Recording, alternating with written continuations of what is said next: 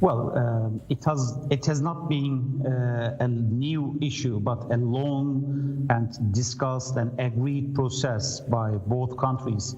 As you have mentioned already, President of Israel Herzog just visited Ankara, and now Turkey started a counter-diplomatic, visit. So I think both foreign ministries have discussed how to improve the relations, and they are in a phase to normalize the relations of both countries. In the meantime, what I observe from the sentiments of Foreign Minister Çavuşoğlu is that they want to pursue a balanced strategy between Israel, Turkey, and also including Palestine. And in this case, I see that it's an opportunity for Israel, because now Turkey can also press Palestinians to comply with the requirements of the peace and stability in region. So it's a win-win strategy in the eyes of Turkish and Israeli, relations. That's what I observe.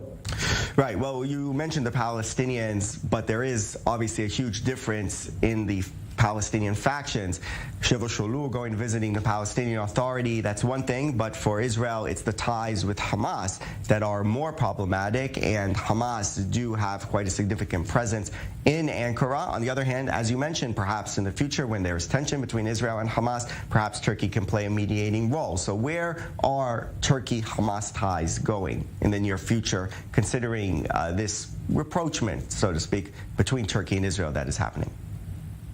Well, I can't regret that there is an emotional relation between Turkish leadership and also Hamas that leans on a long decades, background. And you can't just impose Turkey to cut relations with Hamas in a single day. On the other hand, this is my thought, Israel may be looking forward just to benefit from this relation, because Israel is in deep need of peace and stability in the region. So if you just marginalize Hamas over there, it doesn't mean that you will just eradicate it in a single day. So that's why I think the relation of Turkey with Hamas is a sort of starting point, maybe for Israel, to compel, sometimes to persuade Hamas leadership to at least stay at the least tolerable level that Israelis feel more secured. On the other hand, there's another thing. Turkish-Israeli relations cannot be affiliated with only relations of Turkey to Hamas, but we have so many fields that we have to rely on, we have to focus. Energy is one field, though I don't see energy as the only item that we have to be stuck with. For instance, tourism, for instance, business.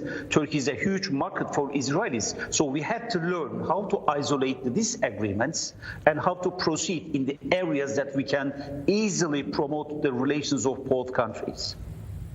Right, certainly the energy and the whole issue now of exporting gas also to Europe is a big issue for both countries and could play a role here in the ties. Thank you very much, Dr. Murat Aslan, researcher at the Security and Defense Studies SEDA Foundation, joining us from Istanbul for that analysis.